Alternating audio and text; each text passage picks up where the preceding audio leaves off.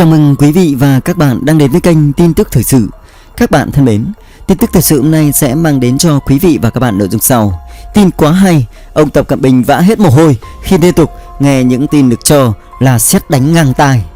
Thưa quý vị, theo một nguồn tin đáng tin cậy cho biết, chính quyền của ông Tập Cận Bình đang phải trả giá cho những sai lầm của mình gây ra trong suốt thời gian vừa qua. Nguồn tin cho biết Trung Quốc đang gặp nhân quả báo ứng khi những tin sét đánh đang dồn dập đổ lên đầu ông Tập Cận Bình, làm cho chính quyền của Bắc Kinh có thể dẫn tới kết cục đau thương hoặc có thể bị xóa sổ và sụp đổ. Nghe tới đây, chắc chắn sẽ có nhiều quý vị và các bạn thắc mắc đặt ra câu hỏi rằng vậy những tin sét đánh mà ông Tập Cận Bình đang phải hứng chịu là những tin gì? Xin thưa với quý vị rằng Trung Quốc đang nhận ít nhất 11 tin sét đánh, trong đó có 7 tin chủ chốt được cho là sẽ khiến chính quyền ông Tập Cận Bình bị xóa sổ hoặc là sẽ bị tẩy chay.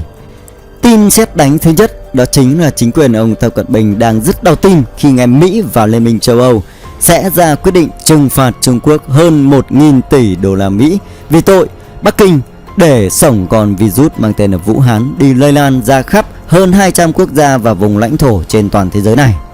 Tin sét đánh thứ hai là đã có rất nhiều nước đồng ý kiện Trung Quốc lên tòa trọng tài của Liên Hợp Quốc vì phía chính quyền của Bắc Kinh trong suốt thời gian vừa qua đã liên tục cho tàu thuyền, cho tàu khảo sát, cho giàn khoan ra hoạt động trái phép, phi pháp, ngỗ ngược, ngông cuồng ở ngoài Biển Đông, gây mất an ninh an toàn cho tuyến hàng hải bận rộn bậc nhất ở khu vực châu Á Thái Bình Dương này. Tin sét đánh thứ ba đó là nhiều nước trên thế giới, trong đó có Anh, Pháp, Đức, Italia, Tây Ban Nha, Bồ Đào Nha, Thụy Sĩ, Brazil và có cả châu Âu lên tiếng tẩy chay hàng hóa của Trung Quốc, chuyển sang dùng hàng của Việt Nam và một số nước trong khu vực Đông Nam Á vì tội Bắc Kinh đã lợi dụng tình hình đại dịch Covid-19 ngang nhiên đẩy giá bán thiết bị y tế lên với một mức giá trên trời, hòng thu lợi một lượng tiền khổng lồ bất chính cho chính quyền ông Tập. Không những thế, các mặt hàng của Trung Quốc bán ra đều là những mặt hàng không đạt chất lượng và bị lỗi, làm cho các nước trên vô cùng bức xúc và các nước đã đồng loạt lên tiếng sẽ tẩy chay hàng hóa của Trung Quốc và sang dùng hàng của Việt Nam. Tin sét đánh thứ tư đó là các doanh nghiệp, các tập đoàn lớn của Mỹ và thế giới sẽ rời bỏ Trung Quốc để sang các nước trong khu vực Đông Nam Á, trong đó có Việt Nam, để đầu tư làm ăn vì họ cho rằng Trung Quốc là nước mà đã lợi dụng việc đầu tư của các tập đoàn nước ngoài để đi ăn cắp bản quyền, ăn cắp quyền sở hữu trí tuệ, làm cho các doanh nghiệp của nước ngoài phải khiếp sợ bỏ chạy.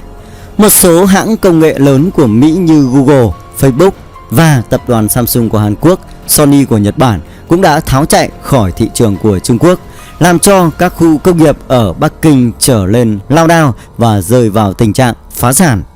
Trung Quốc còn nhận tin được cho là nhân quả báo ứng khi chính quyền của Tổng thống Mỹ ông Donald Trump vừa ra quyết định sẽ tiếp tục giáng những đòn thuế quan cực cao để trừng trị Trung Quốc, trừ khử Bắc Kinh.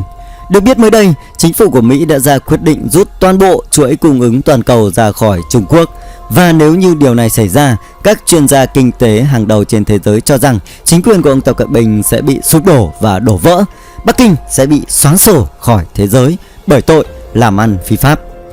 Theo các nhà quan sát cho biết thì đã có rất nhiều những tin xấu trong thời gian vừa qua đang ầm ập đổ dồn lên đầu ông Tập Cận Bình, làm cho ông đau tim vì Trung Quốc đã và đang là mối nguy hiểm cho toàn cầu.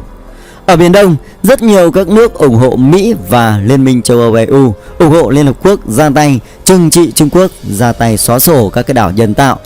mà chính quyền ông Tập Cận Bình đang cho xây dựng trái phép ở ngoài Biển Đông. Các nước trong khu vực Đông Nam Á và trên thế giới đồng loạt lên án tội ác của Trung Quốc khi trong thời gian vừa qua Bắc Kinh đã quá ngang ngược, ngông cuồng khi đem tàu khảo sát,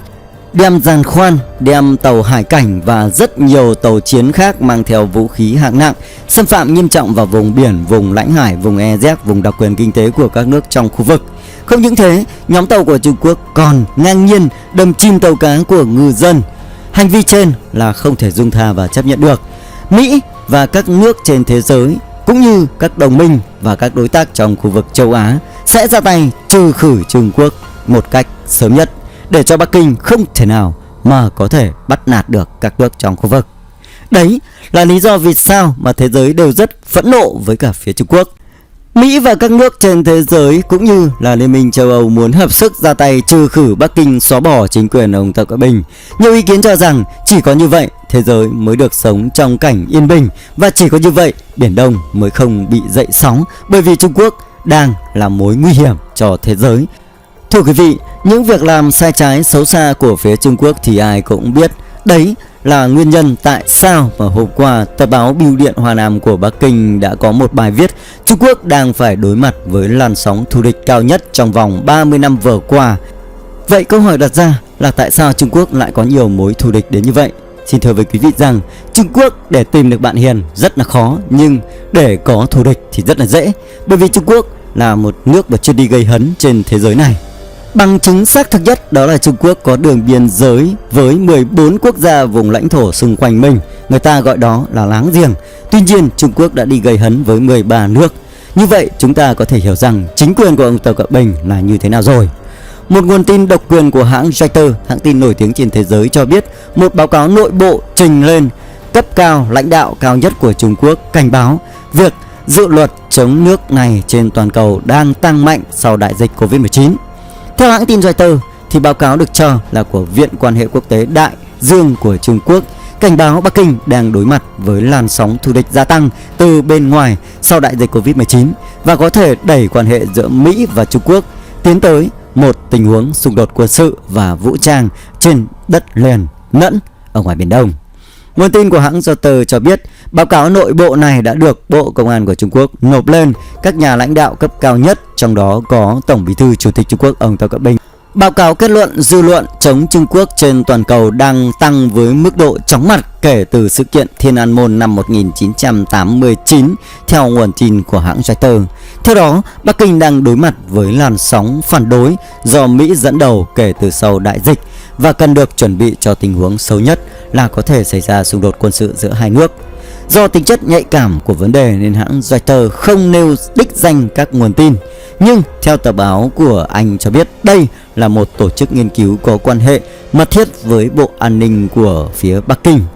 Theo tờ báo Tokyo của Nhật Bản cho biết quan hệ giữa Mỹ và Trung Quốc được xem là đang ở mức độ thấp nhất trong nhiều thập kỷ vừa qua. Hai bên đang có những tranh cãi về một loạt các vấn đề từ thương mại, công nghệ, tình hình Hồng Kông và Đài Loan, đặc biệt là dịch bệnh Covid-19 và ở ngoài Biển Đông.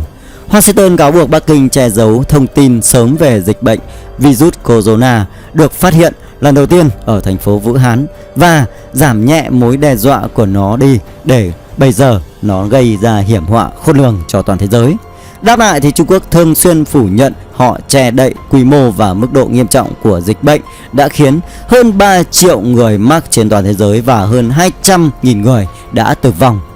Một con số nhiễm và số tử vong thật là khủng khiếp. Đến thời điểm bây giờ không có một ai và không có một quốc gia hay chuyên gia nào có thể tin được rằng dịch bệnh virus corona Vũ Hán nó lại lây lan và làm ảnh hưởng nghiêm trọng đến như vậy. Vì thế mà các nước trên thế giới mạnh tay trừng trị Trung Quốc là đều hoàn toàn đúng và không bao giờ có chuyện sai trái. Trung Quốc đã cảnh báo được điều này và họ cũng đã biết được luôn được những cái tình huống xấu này xảy ra, cho nên chính quyền ông Tập Cận Bình đang xây dựng cái phương án chống đỡ lại toàn thế giới. Trước đó thì chính quyền Tổng thống Mỹ ông Donald Trump cũng đang đẩy mạnh sáng kiến nhằm rút các cái chuỗi cung ứng công nghiệp toàn cầu ra khỏi Trung Quốc trong cái bối cảnh mà Washington đang cân nhắc áp đặt các cái khoản thuế nhằm trừng phạt Bắc Kinh vì đại dịch Covid và vì vấn đề Biển Đông. Tổng thống Mỹ ông Donald Trump nói rằng Trung Quốc xứng đáng bị trừng phạt bởi chỉ có như vậy thế giới mới được bình yên. Thưa quý vị, được biết 3 thập kỷ trước đây, sau sự kiện Thiên An Môn, Mỹ và nhiều chính phủ ở Liên minh châu Âu EU đã áp đặt các biện pháp trừng trị Trung Quốc, bao gồm cấm và hạn chế bán vũ khí, chuyển giao công nghệ. Sự kiện Thiên An Môn diễn ra vào ngày 4 tháng 6 năm 1989 khi quân đội của Trung Quốc được huy động để chấm dứt các cuộc biểu tình ủng hộ dân chủ do sinh viên khởi xướng. Hiện chính quyền ông Tập Cận Bình đang rất run sợ khi lo rằng sẽ có một Thiên An Môn thứ hai trong thời gian sắp tới, bởi vì trong thời gian vừa qua Trung Quốc đã bị rất nhiều các nước trên thế giới ghét bỏ bởi những toan tính, những âm mưu nguy hiểm của Bắc Kinh gây ra. Các chuyên gia nhận xét rằng nếu chính quyền ông Tập Cận Bình trong thời gian tới không thay đổi phương hướng ngoại giao, không vĩ hòa vi quý, thường xuyên đi gây hấn bắt nạt các nước, hay là có những cái âm mưu thủ đoạn nhằm chống lại các nước trên thế giới, thì những tin sét đánh mà phía Bắc Kinh nhận không chỉ gói gọn trong 10 tin mà có rất nhiều các nước trên thế giới phản đối chống lại phía Trung Quốc. Và khi đó hàng hóa của Trung Quốc sẽ bị tẩy chay, chính quyền của ông Tập Cận Bình sẽ bị cô lập và Trung Quốc sẽ bị lụi tàn trước thế giới. Hiện tại thì uy tín và tầm ảnh hưởng của Trung Quốc đang bị ảnh hưởng rõ rệt sau đại dịch Covid-19. Trước đó thì Tổng thống Mỹ ông Donald Trump cho rằng hiện tại nước Mỹ đang gồng mình để chống chọi lại với cả đại dịch Covid-19. Sau khi khống chế được con virus mang tên là Trung Quốc xong, Hoa Kỳ sẽ ra tay trừ khử Trung Quốc, trừng trị Bắc Kinh, cô lập chính quyền ông Tập Cận Bình để trả lại bình yên cho thế giới. Hiện có rất nhiều ý kiến ủng hộ chính quyền Tổng thống Mỹ Donald Trump ra tay trừng trị Trung Quốc, bởi chỉ có như vậy thế giới mới được bình yên. Và các tin tức liên quan tới tình hình đó chúng tôi sẽ liên tục cập nhật và gửi cho quý vị vào các bản tin kế tiếp. Còn chương trình ngày hôm nay chúng tôi xin phép được tạm dừng tại đây. Kính chúc quý vị một ngày vui vẻ. Xin kính chào và hẹn gặp lại.